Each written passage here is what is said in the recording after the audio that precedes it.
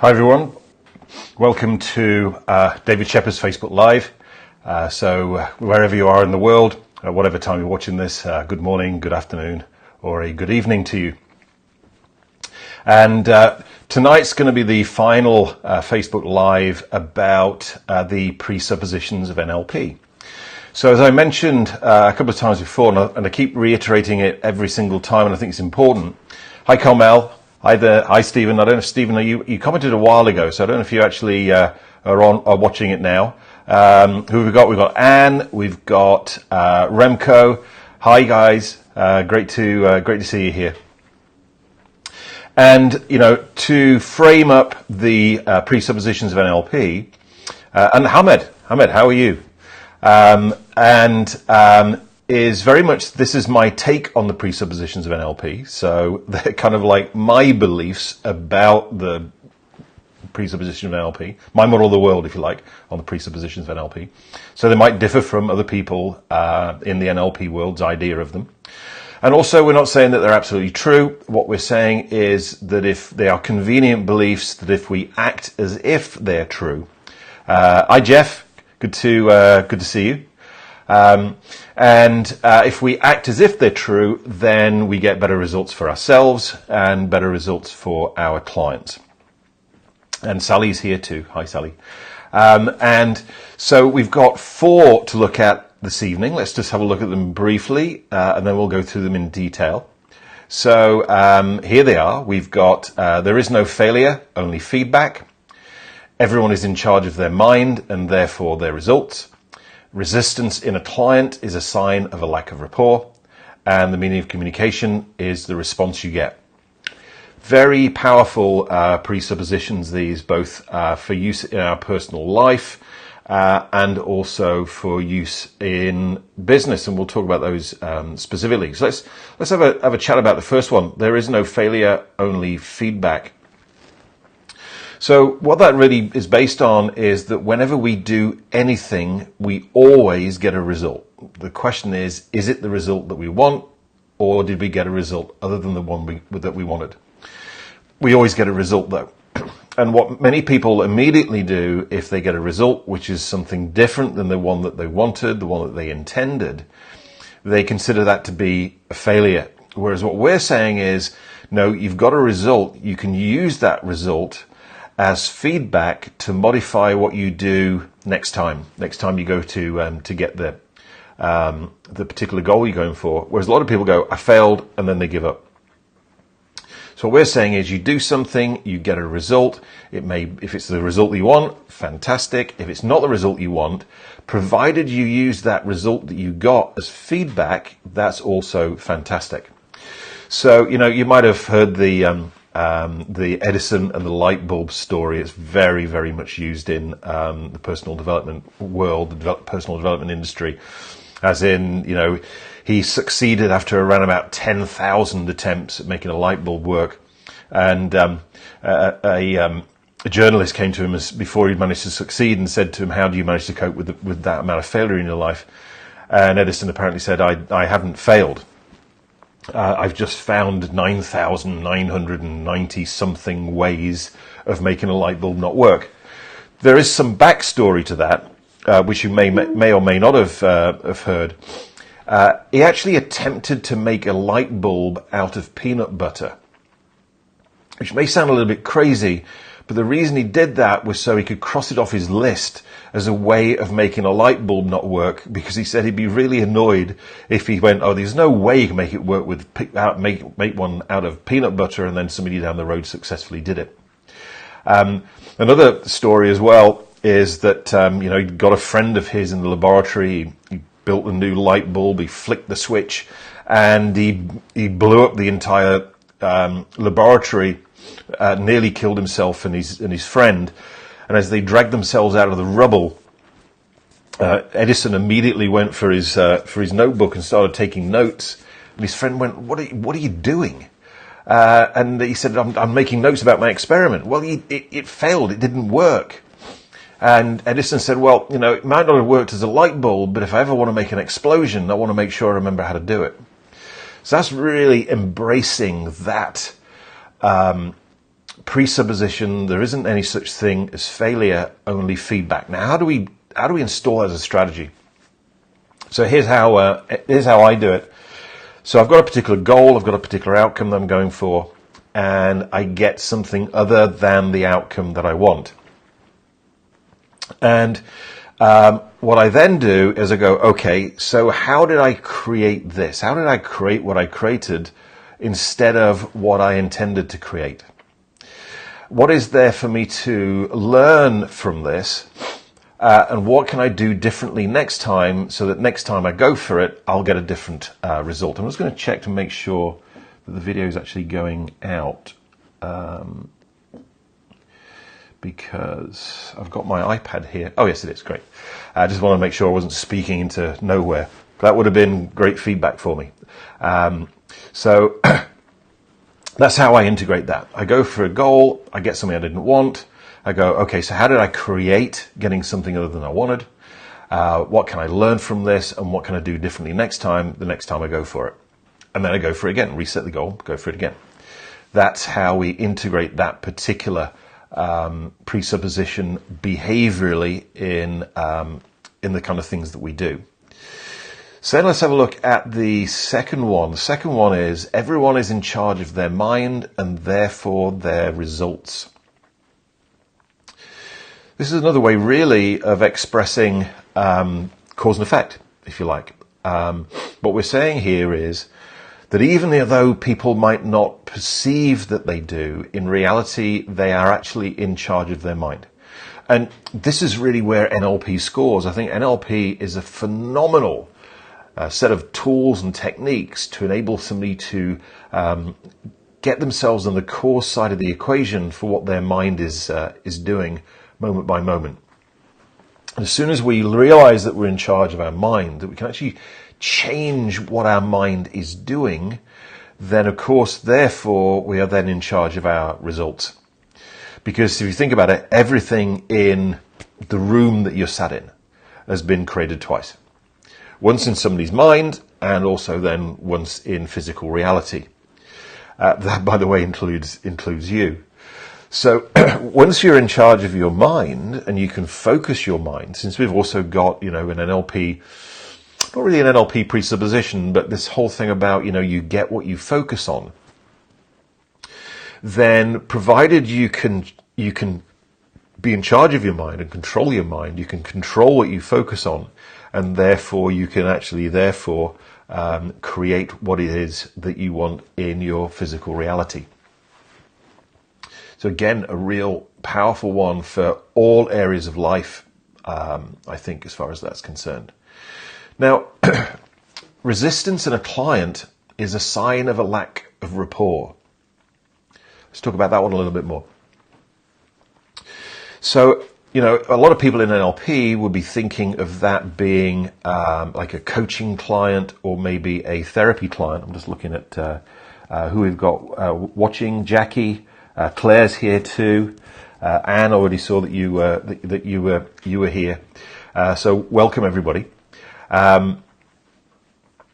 So we're probably thinking that presupposition mainly in coaching and therapy, where what you've got there is you have the perception. So we need to bring in as well the perceptions projection frame that we talked about earlier, that you have the perception that a client is resisting the change processes that you're doing. They're resisting the process of NLP. They're resisting the process of hypnosis. They're resisting the process of timeline therapy, or resisting the process of mental emotional release, or resisting the process of, if we're doing our HUNA techniques.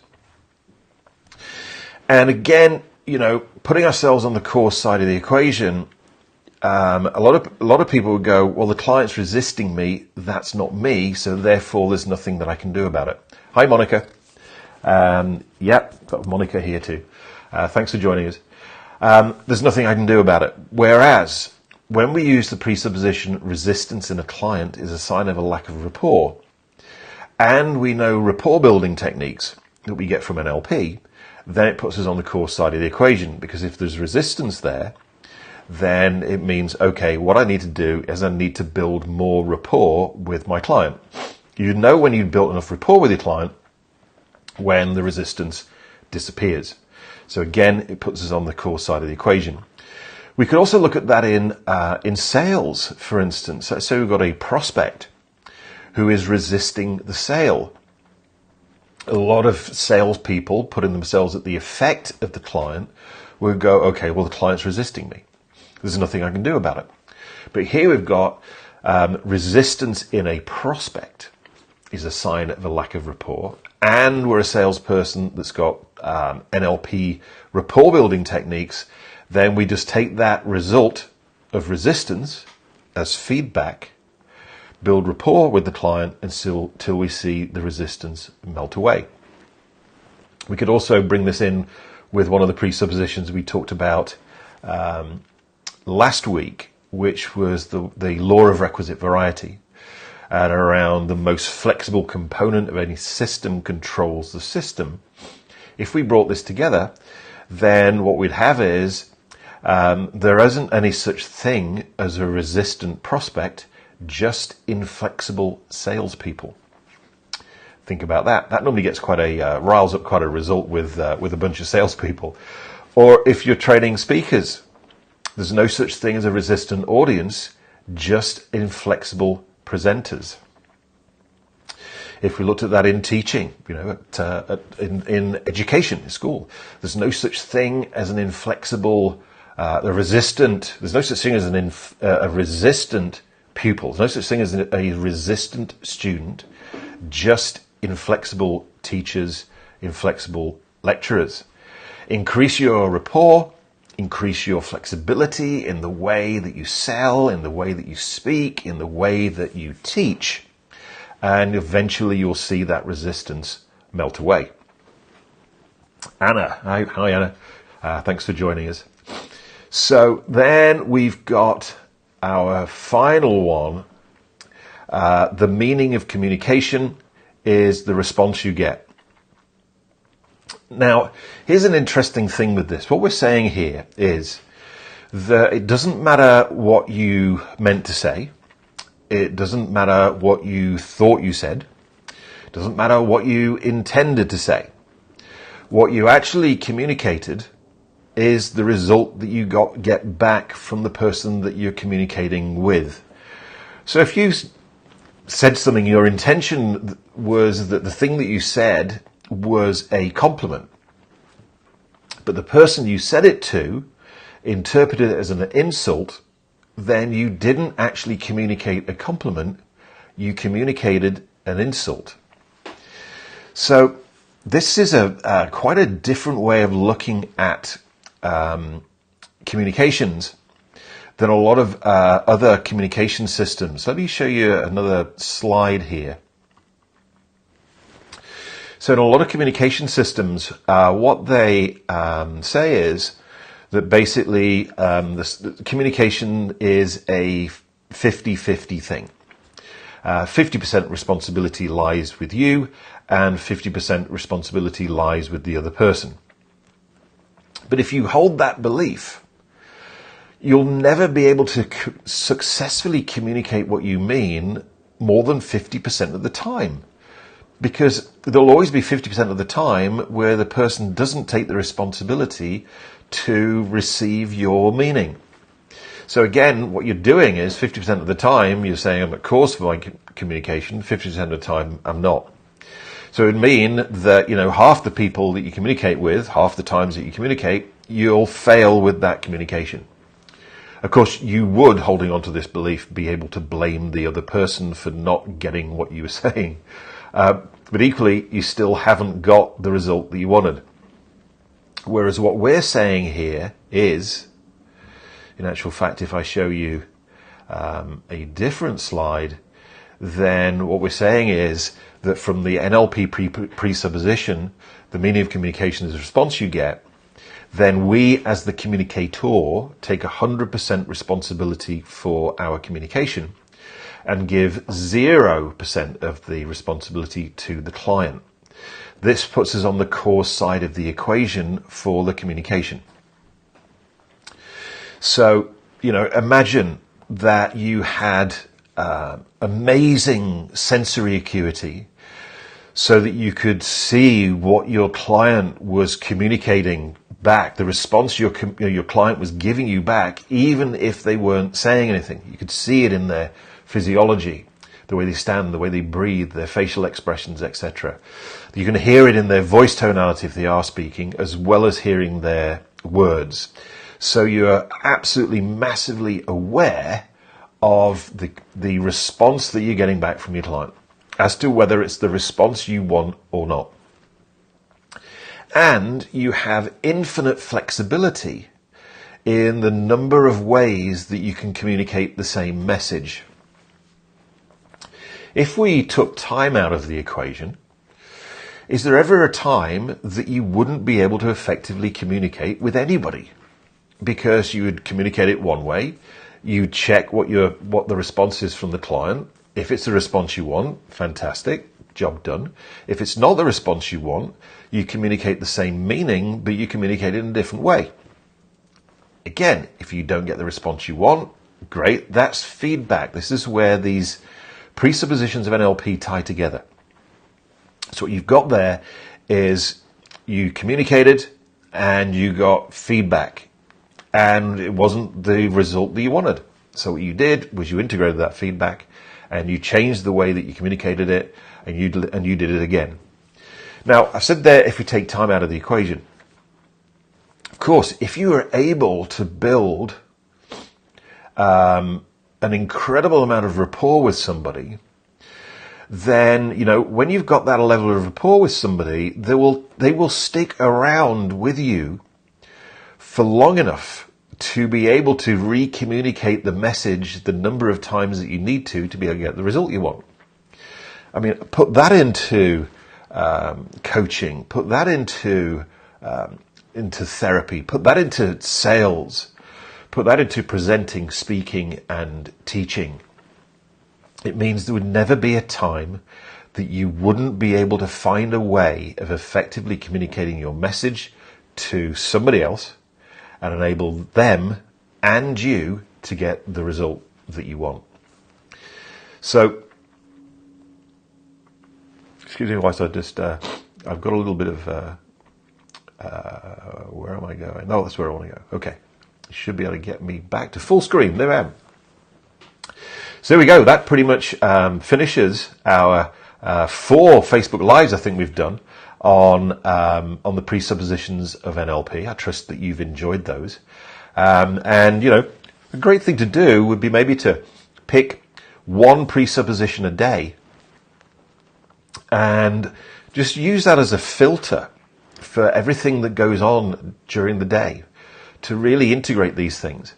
And I think I mentioned in the first Facebook Live on the presuppositions was also test them out in challenging circumstances. I had to check them out on when Dunblane was happening, because I was teaching a practitioner training that happened that morning. Am I going to get questions about the presuppositions of NLP? Of course I am.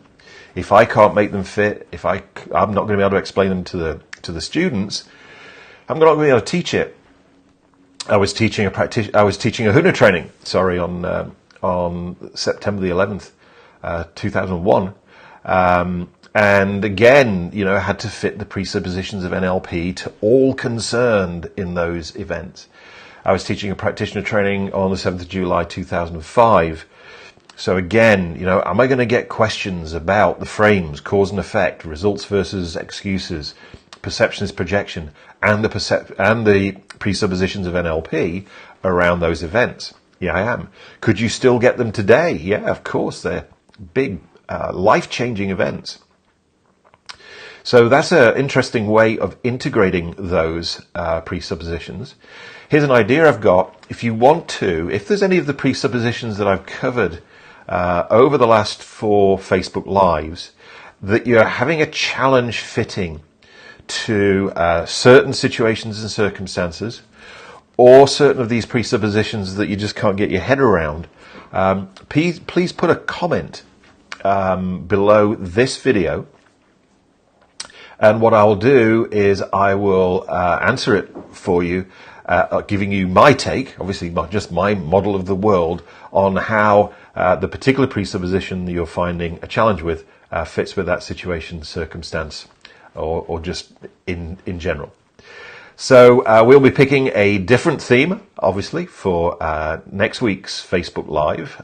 It'll be, again, on Thursday at 1900 British Summertime, which is 1800 UTC. It'll be right here on my page, but I'll put it on my wall and a number of different groups.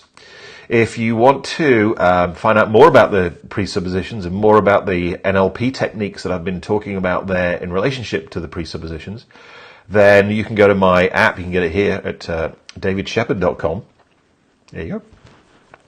And that's got the full practitioner training in there. So there's a whole CD on the presuppositions of NLP. There's a whole CD on rapport building. There's a whole CD on sensory acuity. There's a whole CD on language and all those kind of things. So if you want to go there and get that, download it. It's on me for a month, so you get to try it out, test it out, go through all the material that's in there, which you wouldn't have time to do in a month, to be honest with you. But you get that on me. If you then choose that you want to continue, then it's just $6.99 a month. I wanted to create the Netflix of NLP and personal development, and so there it is. It's available on davidshepherd.com. And hi, Marilyn. Marilyn, I was covering the presuppositions of NLP. I'm just finishing, but the whole video will be up as soon as I finish this, so you can watch it all the way from the beginning. Great to see you again, Marilyn. Marilyn is one of my students from a long time ago. She started very young. I'll say that now, because I think she started training with me about 15 years ago, something like that. Okay, guys, have a great morning, afternoon, and evening, wherever you may be. Have a great week until I see you again next Thursday on my NLP Facebook Live.